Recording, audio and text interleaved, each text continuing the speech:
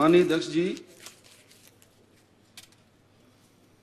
माननीय मुख्यमंत्री जी ने 17 मार्च ये पुराना कर लिया दो चुकने पवा दे इन्हों के टाइम च ना 17 फरवरी 2024 का ये जो बजट अनुमान प्रस्तुत करने के लिए ये जो हुए हैं उसके ऊपर बोलने के लिए मैं खड़ा हुआ हूं। आपने समय दिया, आपका बड़ा बड़ा धन्यवाद। अब ये सरकार ऐसी है कि इसका पूरा सामान पहले दिन से लेके आज तक का उठाना पड़ रहा है। कोई जमाना था कि चलो आज बजट पे आया है तो उस बजट को लेके हम चलते थे। इनकी दोनों किताबें उठानी पड़ रही हैं कि इन दोनों किताबों में किसी भी प्रकार का कोई समन्वय नजर नहीं आ रहा, तो इसलिए वो 2023 वाला भी साथ ही है। वो पढ़ने लगा था, लेकिन आपने अच्छा किया बीच में रोक दिया। माननीय अध्यक्ष महोदय, अब इस बजट को ये इसलिए 2023 का देखना पड़ रहा है कि 2023 में इन्होंने क्या बोला, क्या उसकी रिफ्लेक्शन 2024 में है, तो ऐसी कोई चीजें नजर नहीं आई इसमें।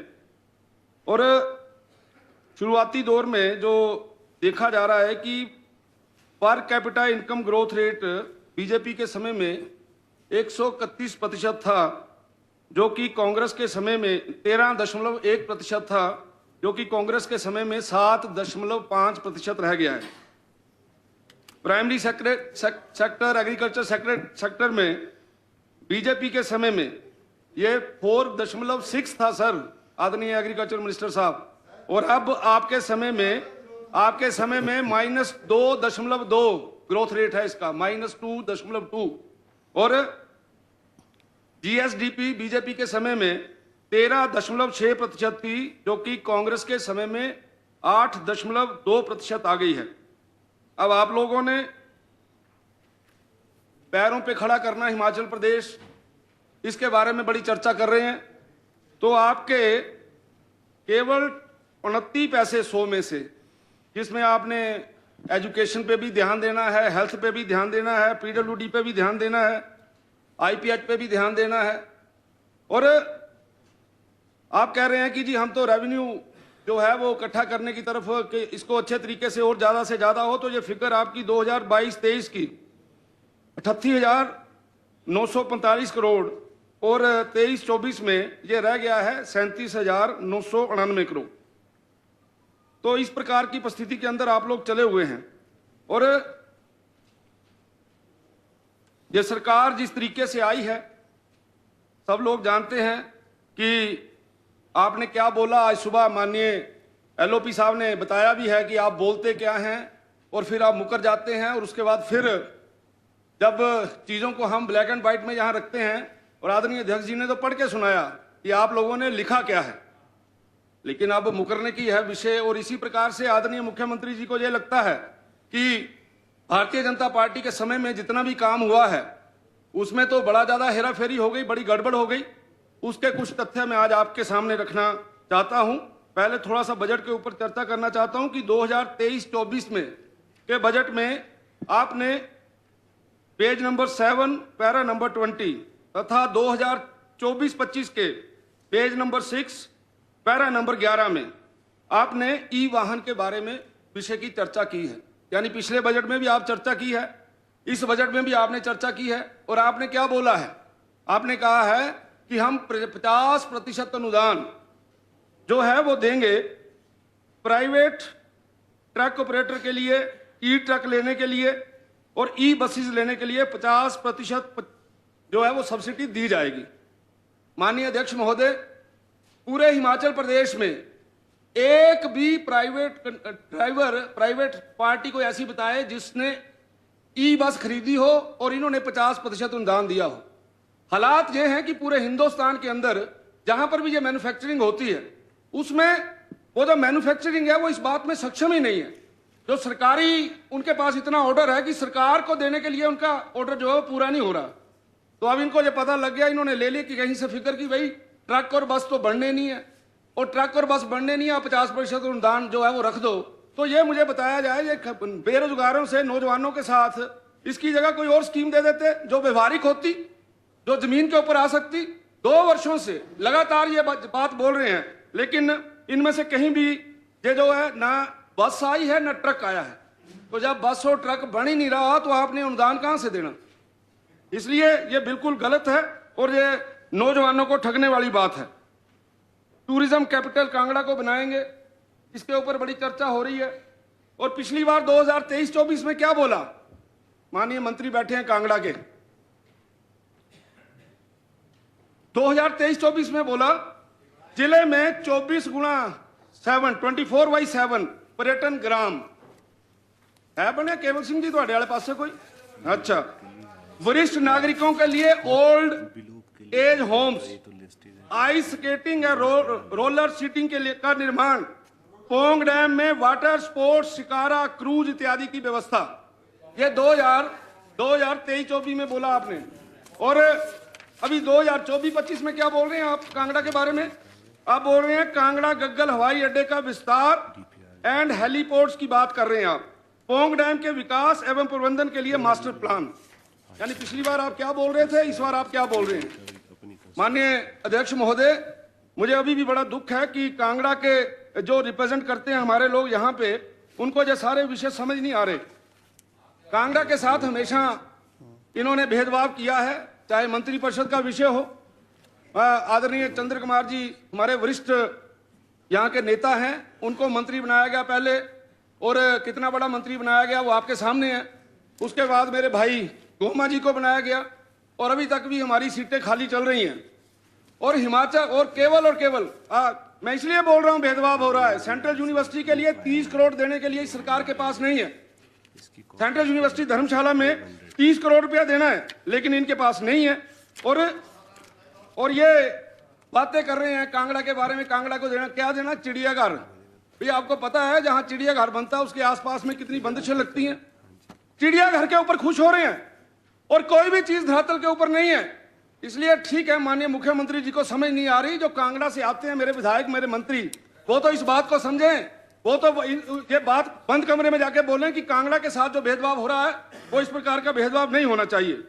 आपने 2023-24 के पेज नंबर 13 के ऊपर पैरा नंबर 37 में, क्योंकि ये इस बार भी आपने बोला है आदर्श स्वास्थ्य संस्थान विकसित होंगे, उनमें लेटेस्ट स्टेट के 8 टेक्नोलॉजी की MRI, CT scan, ultrasound, digital x-ray. अलावा आपका हाल ये है जहां पे बेहोश करने वाला डॉक्टर है वहां पे ऑपरेशन करने वाला डॉक्टर नहीं, यहां पे मशीन है वहां ऑपरेटर नहीं, यहां ऑपरेटर है वहां मशीन नहीं। कोई एक विधानसभा क्षेत्र बताइए जिस विधानसभा क्षेत्र के अंदर आदर्श स्वास्थ्य संस्थान विकसित हुआ है, कोई एक विधानसभा क्षेत्र। जो शरेआम झूठ बोला गया है और इसमें यह बोला गया कि सारी प्रकार की सुविधाएं होंगी, लेकिन वहां पे किसी भी प्रकार का कुछ नहीं हो रहा। और इस बार क्या बोल दिया उसके बारे में? 2024-25 में आपने बोल दिया आदर्श स्वास्थ्य केंद्रों पे का कार्य भिन्न भिन्न चरणों में मशीनरी एंड इक्विपमेंट की व्यवस्था, और उसके लिए 1 करोड़ रुपए का प्रावधान किया जाएगा। पिछली बार क्या किया आपने? पिछली बार इसका मतलब आपने झूठ बोला, आपने कोई प्रावधान नहीं किया हुआ था। इसलिए इस प्रकार की बातें बोलकर इन्होंने हिमाचल प्रदेश की जनता को ठगा है। एक और बोला गया 2023-24 में Himachal Pradesh medical service corporation, बताएं कहां दवाइयां खरीदी उससे, कहां इक्विपमेंट खरीदे? एक भी उदाहरण इनके पास इसके बारे में बोलने के लिए नहीं है। फिर एक नई चीज और ले आए, चीजें नहीं लाते हैं हर बार, बढ़िया चीजें first class. Rajiv Gandhi government model day boarding school. अब मैंने अपने जसवा प्रागपुर विधानसभा क्षेत्र में 50 कनाल जमीन अटल आदर्श विद्यालय के लिए दी इनको। आप कागज मंगवा के देख लीजिए, उस पर 50 कनाल जमीन के ऊपर अटल आदर्श विद्यालय से का नाम से वो जो जमीन दी है। और मुझे कल जो आपने विधानसभा के अंदर जवाब दिया तो उसमें आपने मेरे वाले अटल आदर्श विद्यालय को भी आपने Rajiv Gandhi government model day boarding school में कन्वर्ट कर दिया है। मुझे समझ नहीं आती क्यों ऐसा कर रहे हैं। और एक तरफ आप कहते हैं हम जो पहले का था उसको कंटिन्यूटी में करेंगे, लेकिन आपके पास आप केवल और केवल झूठ बोलने के अलावा इस सरकार के पास कुछ नहीं है। आपने 2023-24 में बोला मुख्यमंत्री विधवा एवं एकल नारी आवास योजना, 7,000 महिलाओं को मकान बनाने के लिए आपने बात की है, आज तक एक मकान नहीं आपने बनाया। आपने राष्ट्रीय ग्रामीण गारंटी योजना बड़े खुश हो रहे थे, बड़े जोर जोर से बोल रहे थे। मैं मुख्यमंत्री जी का धन्यवाद करते हैं कि उन्होंने दिहाड़ी 300 रुपये कर दी। ओ भैया, जो आपने पिछली बार दिहाड़ी बढ़ाई थी, जो पिछली बार आप लोगों ने दिहाड़ी बढ़ाई थी, जसवां परागपुर में बीडीओ परागपुर का दफ्तर है, वहां पर 2023-24 में बढ़ाई गया, दिहाड़ी के पैसे भी लोगों को आज तक नहीं मिले। मैं 23-24 की बात कर रहा हूं, और उसमें मेरे पास उदाहरण है दो। एक मेरे पास कोटला बेड़ पंचायत में नीलम कुमारी है, उसका खाता मंगाया मैंने। एक प्रवीण कुमार है बनी पंचायत का, उसका खाता भी मंगाया। ये 2024 में, जनवरी 2024 में जो लेटेस्ट पेमेंट हुई है, उसमें भी उसके जो आपने पिछली बार पैसे बढ़ाए हैं वो नहीं आए हैं। इसलिए आप लोग बिल्कुल झूठ बोलते हैं। मनरेगा में आपने बोला वाह हमारे बस कई बार तो बड़ा अपने आप में लगता है कि कई बुजुर्ग हमारे जहाँ पे बैठे हैं, वरिष्ठ बैठे हैं, वो कहाँ से बात शुरू करते हैं। श्री जवाहरलाल नेहरू, इंदिरा गांधी, यहीं पर ही फंसे हुए हैं अभी तक। और भैया जो हुआ है, जो आज की तारीख में है, उसके बारे में डिस्कस करिए। लेकिन ऐसा विषय इनको किसी को कुछ पता नहीं चल रहा। माननीय उपाध्यक्ष महोदय, ये यहाँ पे आज सुबह भी ये चला लगा हुआ था टॉपिक, और बल्क ड्रग पार्क, आपने बोलना सर, मैं देंगे टाइम, मेरे को बोलने दो ना थोड़ा सा, अभी तक कुछ नहीं। हाँ चलो हो गया। बैठो। यहां पर जब भी कोई बात होती है, आदरणीय इंडस्ट्री मिनिस्टर साहब यहां बैठे हैं, और मुख्यमंत्री जी अगर यहां होते तो बड़ा आनंद आता, लेकिन वो शायद अपने कमरे में मेरी सारी बातें सुन रहे होंगे। और आप लोग कहते हैं जी हिमाचल में ये चीजें ऐसे कर दी। वो राम कुमार जी नहीं है यहाँ पे, जिनका धंधा ये है जमीनें बेचना खरीदना, उनका पूरे का पूरा धंधा ही ऐसे चल रहा है, उसके अलावा उनके पास कुछ नहीं है। और हिमाचल प्रदेश की सरकार आज अगर हिमाचल प्रदेश के अंदर बदनाम हो रही है तो ऐसे लोगों के कारण से हो रही है, जो लोग इस प्रकार से आके यहाँ पे झूठ बोलते हैं। मैं उदाहरण के साथ आपको बोलना चाहता हूं, पंजाब के अंदर जो कस्टमाइज पैकेज है, जरा उसका छोटा सा उदाहरण दूंगा। यहाँ पर कोई भी बड़ा इन्वेस्टमेंट होता है तो उसके लिए उसका कोई भी इन्वेस्टमेंट के ऊपर कोई भी चेंज इन लैंड यूज जो है उसकी चार्ज नहीं लेते, उससे 1 रुपया रजिस्ट्रेशन और स्टाम्प ड्यूटी का नहीं लेते। 10 साल के लिए इलेक्ट्रिसिटी ड्यूटी माफ होती है। पावर रेट 5 रुपये 5 पैसे 5 वर्षों के लिए। 300% जीएसटी रीइन्वर्समेंट होता है। और जब वो किसी को एम्प्लॉयमेंट देते हैं तो सरकार वहां की 36,000 रुपये से लेकर 48,000 रुपये तक रीइन्वर्समेंट देती है प्रत्येक एम्प्लॉय के लिए, उस फैक्ट्री वाले मालिक को जिसने बहुत सारा पैसा लगाया होता है। ये पंजाब की बात मैंने की है। हरियाणा में क्या होता है? हरियाणा में चेंज इन लैंड यूज के ऊपर 50% की छूट है। स्टैंप ड्यूटी और रजिस्ट्रेशन फीस के ऊपर 100% की छूट है। इलेक्ट्रिसिटी ड्यूटी के ऊपर 100% एग्जम्पशन है फॉर 10 ईयर्स। उसके बाद अगर आप इससे आगे चलेंगे, उत्तराखंड के अंदर, माननीय उपाध्यक्ष महोदय, उत्तराखंड में लैंड पर 30% छूट है, और प्रोजेक्ट की स्टैंप ड्यूटी के ऊपर 50% छूट है। इंटरेस्ट सब्सिडी के ऊपर 7% छूट है। पावर रिलेटेड जो इंसेंटिव है उसमें 1 रुपया per unit for the 5 years. Electricity duty 100% exemption, और जितना उनकी टैक्स की अदायगी होगी उसका 30% रीइन्वर्समेंट फॉर द 5 ईयर्स। ये आपको उत्तराखंड की पॉलिसी के मेन बता रहा हूं। J&K कैपिटल सब्सिडी, वहां पे जिसने इन्वेस्ट किया है कैपिटल सब्सिडी 30% देते हैं वो। और पावर में इलेक्ट्रिसिटी ड्यूटी 100% एग्जम्पशन होती है 10 साल के लिए। जीएसटी का 300% तक रीइन्वर्समेंट होता है 10 साल के लिए। और इसके आगे आ गया महाराष्ट्र दूर वाला है, इसकी भी बात कर लेते हैं। 100% एग्जम्पशन ऑन स्टाम्प ड्यूटी और रजिस्ट्रेशन फीस के ऊपर। कैपिटल सब्सिडी आपकी होती है 100% रीइन्वर्समेंट। लार्ज और मर्ज जो बड़े यूनिट्स हैं उनके लिए 1 रुपया पर यूनिट बिजली दी जाती है। 100% इलेक्ट्रिकल ड्यूटी जो है वो एग्जम्प्ट होती है। कई जगह के ऊपर तो गवर्नमेंट प्राइवेट को सपोर्ट करता है, इक्विटी देकर उनको प्रदान करता है। और इस तरीके से यानी इस प्रकार की पॉलिसी जो है, जो बाकी प्रदेशों की बता रहा हूं, जो माननीय मुख्यमंत्री जी को जहां खड़े होके बता रहे हैं, जिसमें उनको समझ नहीं आ रही कि इंडस्ट्री हिमाचल प्रदेश में आएगी क्यों। जिसका माल यहां नहीं बिकेगा जिसको माल बाहर बेचना है, हिमाचल प्रदेश में कौन सी अट्रैक्शन है जिसके कारण से इंडस्ट्री यहाँ पे आए? और अगर हिमाचल प्रदेश में इंडस्ट्री आएगी तो जो आप आज आपको जवाब नहीं देने में मुश्किल हो रही है, रोजगार की आप बात कर रहे हो, हमारे पास केवल और केवल एक ही अल्टरनेट है। सरकारी नौकरियों के अलावा अगर हम लोग अपने बच्चों को कहीं एम्प्लॉयमेंट दे सकते हैं तो वो केवल और केवल इंडस्ट्री है जहां पे हम एम्प्लॉयमेंट दे रहे हैं। इसलिए माननीय मुख्यमंत्री जी को समझ नहीं आ रही। कल इंडो फार्म की बात कर रहे थे, क्या मैं गलत बोल रहा हूं माननीय इंडस्ट्री मिनिस्टर साहब कि 500 करोड़ रुपए का उनका इन्वेस्टमेंट आएगा और उसके इन्वेस्टमेंट के लिए सेबी ने 500 करोड़ का आईपीओ जो है वो फ्लोट भी कर दिया है। तो इसमें कहां लग रहा है कि गड़बड़ हो रही है? उसके बाद ट्रैक्टर, क्रेन, एग्रीकल्चर इक्विपमेंट्स यहाँ पे बनेंगे और इसके अलावा सैकड़ों यूनिट यहाँ पे जो है वो जो यहाँ से बाकी बाई प्रोडक्ट्स बनते हैं वो यहाँ पे आएंगे। कहाँ पे ये लिखा हुआ है और कहाँ पे ऐसा हुआ है कि इंडो फार्म वाले ने वहां की जो जमीन है उसको सबलेट कर दिया? ऐसे झूठ बोल के ये गुमराह करने वाला विषय जो है ये अच्छी बात नहीं है। और दूसरा, आपने बोला ये 1 रुपए के ऊपर जमीन दी हुई है, ये 1 रुपए के ऊपर जमीन नहीं है, 250 रुपए पर स्क्वायर मीटर इसका रेट है और 17 साल से जो जमीन बंजर थी इसके ऊपर कुछ नहीं हुआ है, वो जमीन जो है वो उनको दी गई है। और माननीय क्यों बोल रहे थे आदरणीय हमारे सीपीएस साहब, क्योंकि सीपीएस साहब का वहां पे जो काम चलता है उस काम को चलाने के लिए माननीय मुख्यमंत्री के कान में इस प्रकार की बातें करके जो बाहर से आए हुए इंडस्ट्रियलिस्ट है उनको डीमोरलाइज किया जाता है। क्या कारण है? आज तक आपकी स्क्रैप पॉलिसी नहीं बनी। किस बंदे ने रोकी हुई है? वो आपने यहाँ पे फ्लोर ऑफ द हाउस बोला है कि हम स्क्रैप पॉलिसी बनाएंगे। आपकी स्क्रैप पॉलिसी क्यों नहीं बनी? उसके पीछे किस व्यक्ति का हाथ है? उसके पीछे कौन बड़ा लीडर है? इन सारी बातों के बारे में यहाँ चर्चा होनी चाहिए और बताना चाहिए।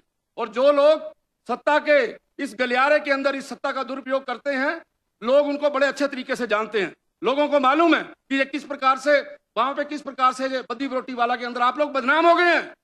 सरकार बदनाम हो गई है बद्दी बरोटी वाला के अंदर इन्हीं कारणों के कारण से। और मैं बोल सकता हूं, मुझे पता है आदरणीय इंडस्ट्री मिनिस्टर साहब ये बातें बोल नहीं पाते, ना बोल सकेंगे यहाँ पे, और उनसे बोलना भी नहीं है, उनकी पार्टी का विषय है। लेकिन मुझे यह जरूर बताएं इस हाउस से बाहर जाके कि मैं जितनी बातें बोल रहा हूँ क्या इसमें कोई ऐसी बात तो नहीं है जो मैं झूठ बोल रहा हूँ? यह केवल इन लोगों के कारण से हिमाचल प्रदेश बदनाम हो रहा है। केवल इन लोगों के कारण से इस प्रकार की पॉलिसी जो है वो यहाँ पे आ रही है। माननीय मुख्यमंत्री को मालूम ही नहीं है इंडस्ट्री होती क्या है। माननीय मुख्यमंत्री को पता ही नहीं है कि इंडस्ट्रीज को हमने यहाँ लाना कैसे है। उनको तो केवल ये पता है हाँ ये लाले वाले का काम है, हाँ ये कहता 50 रुपए किलो, नहीं 50 नहीं चलना, 30 रुपए किलो, ऐसे चलती है इंडस्ट्री। जिस आदमी ने 1000 बंदे को नौकरी देनी है आप उसको वैसे ही ले आएंगे। जिस आदमी ने 10,000 करोड़ रुपया यहाँ इन्वेस्ट करना है तो क्या वो यहाँ पे देखेगा नहीं कि मुझे क्या चीज सस्ती मिलती है? तो इन सारी बातों की तरफ ध्यान देना चाहिए। और दूसरा, माननीय मुख्यमंत्री जी, ग्लोबल इन्वेस्टर मीट की 2-3 मिनट लूंगा जी, ज्यादा नहीं, बैल मत बजाना प्लीज। 2000 ग्लोबल इन्वेस्टर मीट की बात होती है। यहाँ पे 2019-20 में ग्लोबल इन्वेस्टर मीट हुआ। माननीय मंत्री महोदय आपके पास रिकॉर्ड है। और 2021 के अंदर कोरोना आया और कोरोना के कारण से पूरा साल खा गया। और आपको यह पता होगा कि after long discussion, recommendation of various level committees, उसके बाद आप लोगों ने कस्टमाइज पैकेज जो है वो तैयार किया। कस्टमाइज पैकेज हर व्यक्ति को नहीं दिया गया। 5,000 रुपये से लेकर 20,000 करोड़ तक जिन लोगों ने इन्वेस्टमेंट करना है उनके लिए दिया गया 500 करोड़ से लेकर 20,000 तक। और उसमें हमने 4 सेक्टर के अंदर कस्टमाइज पैकेज दिया। One of the industry agriculture में जो गया है वो इंडो फार्म को गया है, डिफेंस के अंदर गया है एसएमपीपी को, फार्मा सेक्टर के अंदर गया है किनवान को, और ग्रीन हाइड्रोजन के अंदर गया है ग्रीनको को। 3 इंडस्ट्रियां जमीन के ऊपर हैं, आप चेक करिए उनको। चौथी आपने भगा दी है क्योंकि वहां पर आपके बिजली का रेट जो है वो उसके साथ सेटल नहीं हो पाया, जिसके कारण से ये इस प्रकार की प्रॉब्लम आई है। वो यहाँ से चले गए हैं और उन्होंने अपने यूनिट्स जो हैं वो आंध्र प्रदेश के अंदर और बाकी स्टेट्स के अंदर उन्होंने लगाने शुरू कर दिए हैं। तो जिनको हमने कस्टमाइज पैकेज दिया वो सारी की सारी जो इंडस्ट्री है वो धरातल के ऊपर आ रही है। कई बार पूछते हैं मेरे दोस्त, मेरे मित्र कि भाई क्या हुआ आपका ग्लोबल इन्वेस्टर मीट में? तो ये एक बहुत बड़ी इन्वेस्टमेंट, मैंने केवल 4 इंडस्ट्री के बारे में बात की है।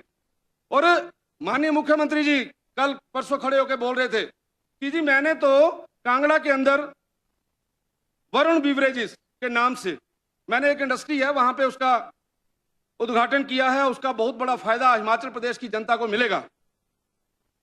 थोड़ा सा उसकी सच्चाई बताना चाहता हूं, सुनने का दम रखिए।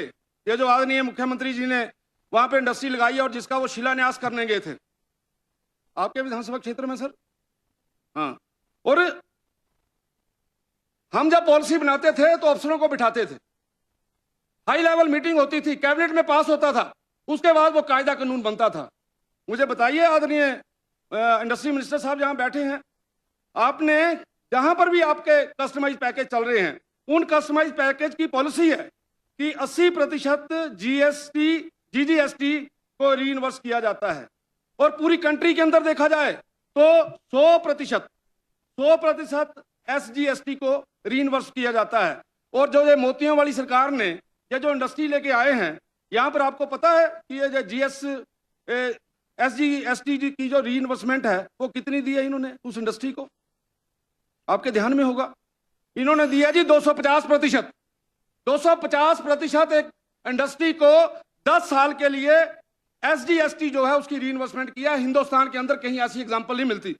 उसका मतलब क्या होगा कि उस आदमी ने 300 करोड़ रुपया इन्वेस्ट किया है और 10 साल के बाद उसको 750 करोड़ रुपया, उसको 750 करोड़ रुपया आपकी ये जो 10 साल का जो आपने उसको छूट दी है, और 250% की छूट कहीं भी नहीं मिलती। और मैं तो ये चाहूंगा सभा पटल के ऊपर उन कागजों को रखा जाए, कौन सी कमेटी ने इस प्रकार का जो फरमान है वो जारी किया है। ये कहते हैं हम हिमाचल प्रदेश के बहुत बड़े हितैषी हैं। और आपको यह भी मालूम होना चाहिए इंडस्ट्री मिनिस्टर साहब, ये जो मैं इंडस्ट्री की बात कर रहा हूं, इस आदमी ने 1000 करोड़ रुपए की इंडस्ट्री पठानकोट में लगाई है। ये जो इंडस्ट्री लग रही है ये केवल ट्रेडिंग के लिए लग रही है, यहां कुछ नहीं होगा, केवल बड़ा सा एक बिल्डिंग खड़ी कर दी जाएगी और वहां पे ट्रेडिंग होगी। अगर मैं गलत बोलता हूं और या अगर इसको आप अगर प्रूफ कर देंगे कि मैं गलत बोलता हूं, मैं विधानसभा को छोड़ दूंगा यहां से। लेकिन ये बिल्कुल सच्चाई है कि आप लोगों ने हिमाचल को खा रहे हैं, हिमाचल को बेच रहे हैं, हिमाचल के साथ धोखाधड़ी कर रहे हैं, और इसलिए इस प्रकार का, और यहां खड़े होकर कहना मैं हिमाचल के हितों की रक्षा कर रहा हूं। मुझे पटल के ऊपर खड़े होकर ये बात बताएं कि वरुण बीवरेज का असली किस्सा क्या है। कौन सा ऐसा विधायक है पंजाब का जिसने ये सारी की सारी नेगोशिएशन करवाई है। इसलिए यहां पे खड़े होकर बोलने के लिए तो बड़ा है कि मैं बड़ा अच्छा कर रहा हूं। ये एक एग्जांपल दिया अभी तक मैंने, क्योंकि परसों बोल रहे थे, मैं कल ही गया था एक दिन के लिए, पता किया मैंने कि असली बात क्या है। इसलिए इसके बारे में मैं चाहूंगा कि इसकी पूरी की पूरी इंक्वायरी हो, किस व्यक्ति ने इतना बड़ा पैकेज जो है वो एक पर्टिकुलर इंडिविजुअल व्यक्ति को दिया है, और उसके बीच में कौन कौन से लोग जो है वो संलिप्त हैं। Thank you. माननीय अध्यक्ष महोदय, कोरोना काल में 1916 स्वास्थ्य जो कर्मी हैं उनकी सेवाएं जो हैं वो आप लोगों ने रद्द कर दी हैं, और मैं ये निवेदन करना चाहता हूं कि उसके ऊपर सहानुभूति पूर्वक जो है वो विचार किया जाए। और जो एक बात जो आदरणीय भाई विक्रमादित्य जी यहाँ बैठे हैं आपके ध्यान में लाना चाहता हूं, और कि माननीय महोदय, आप जसवा प्रागपुर के अंदर जो आपका डिवीजन है, उस डिवीजन के अंदर बहुत बड़ी धांधली है, और मैंने उसके बारे में इसी पटल से माननीय मुख्यमंत्री जी को ये बताया भी था, लेकिन इनके पास कोई सेटिस्फैक्टरी आंसर नहीं मिला।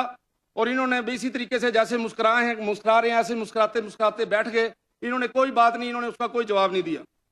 मेरे डिवीजन के अंदर पीडब्ल्यूडी के अंदर आम व्यक्ति को ठेका नहीं मिल रहा है, और अगर कोई वहां पे ठेकेदारी करना जानता है तो वहां पे जो आपके नेता हैं, जो उनके रिश्तेदार हैं, आपके जो मंडल के अध्यक्ष हैं, उनका जो बेटा है, ये सब लोगों ने वहां पर एक मोनोपोली बना के आम आदमी जो वहां पे जाता है उससे पैसे मांगते हैं। और एक व्यक्ति आपकी पार्टी का पदाधिकारी रहा है, उस व्यक्ति को, उसका नाम जीवन धीमान है, उस व्यक्ति ने जिस समय बोला कि मेरे से 10% पैसा जो है वो मांगा गया कि आपको ठेका तब मिलेगा, उसकी पिटाई की गई, और उसको इतनी पिटाई की गई कि वो मरने की स्थिति में उसको सड़क के ऊपर छोड़ दिया गया, और उसके बाद मरने के लिए छोड़ दिया गया। और उल्टा फिर क्या हुआ, उल्टा हुआ क्या, जीवन राणा के ऊपर जो है वो एफआईआर लॉज होती है, और वो व्यक्ति प्रेस कॉन्फ्रेंस करके बोल रहा है कि मेरे साथ ऐसा हो रहा है। कल मेरे को एक पत्र आया है, वहीं से पत्र आया है जिसमें लगभग 30 ठेकेदारों के साइन हुए हैं, और उन्होंने कहा है कि पहले हमें ठेका लेने के लिए एप्लीकेशन जो है वो ले ली जाती है, फॉर्म दे दिया जाता है, और जिस समय हम वो लेके जाते हैं तो वो कहते हैं ये रद्द हो गया। माननीय विक्रमादित्य महोदय, मंत्री महोदय, मेरा आपसे निवेदन है, आप एक ईमानदार मंत्री हैं, मैं ये चाहूंगा कि आप खुद इंटरवीन करें। बाकियों के पास मुझे नहीं लगता, मुझे कोई आशा नहीं है बाकियों से, आप खुद इंटरवीन करें। अगर मेरी बातें ठीक हैं, मेरी बातें सच्ची हैं, तो मेरा आपसे निवेदन है उन लोगों के ऊपर एक्शन करिए। माननीय उपाध्यक्ष महोदय, मैं ये जो बातें बोल रहा हूं, बड़े इसको बिल्कुल होशोहवास में बोल रहा हूं। बहुत बड़ा भ्रष्टाचार यहाँ पे हो रहा है, इस भ्रष्टाचार के ऊपर जो है इसको कंट्रोल करना चाहिए। और अगर कांग्रेस के जमाने में, कांग्रेस के समय में, कांग्रेस की सरकार में कांग्रेस के पदाधिकारी को इस काम लेने के लिए 10% देना पड़ेगा, तो आम आदमी की क्या हालत होगी, आम ठेकेदार की क्या हालत बनेगी। इसलिए मेरा आप सबसे निवेदन है, आपसे मेरा निवेदन है कि आप इन बातों में खुद इंटरवीन करिए। और माननीय अध्यक्ष महोदय, ये जो मैंने मेन बातें यहाँ पे बजट के बारे में बोली हैं, इससे बड़ा क्लियर होता है कि आपकी कथनी और करनी में बहुत अंतर है। सुबह भी आप इस प्रकार के भ्रम में फंस गए, इतनी बुरी तरह से आपको जवाब देना नहीं आया कि मैं अब 1 लाख बंदे के बारे में क्या बोलूं। कभी 1 लाख को 5 साल, कभी 5 साल को 1 लाख, यानी इतनी बुरी हालत हो गई इनकी। तो इसलिए मैं ये चाहूंगा कि आप बहुत अच्छे नेता हैं, आप कृपा करके सही बात यहाँ पे रखेंगे, आप सही तरीके से बात करेंगे, सही चीजों की तरफ चलेंगे, हम आप लोगों का समर्थन भी करेंगे। लेकिन अगर आप अपने वक्तव्यों के कारण से इस विधानसभा को गुमराह करने की कोशिश करेंगे, तो इस काम को हम कभी नहीं होने देंगे। आपने बोलने का समय दिया, आपका बहुत बहुत धन्यवाद। जय हिंद, जय भारत।